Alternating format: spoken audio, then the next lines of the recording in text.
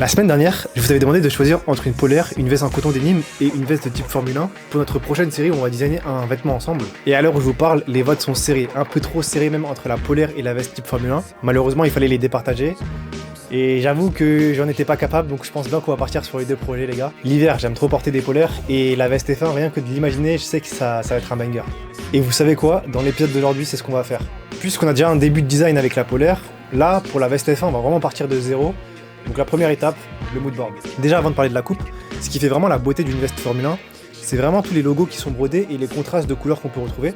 Pour les logos brodés, l'idée c'est vraiment de mettre tous les sponsors et les partenaires de l'écurie sur la veste. Mais en vrai, je pense que ça risque d'être compliqué d'aller voir vraiment toutes les entreprises, les écuries, machin, pour leur demander si on peut utiliser leur logo dans notre projet. Et pour ce problème, j'ai ma petite idée. On avait fait un t-shirt avec plus de 50 références, je crois, sur un des oversize.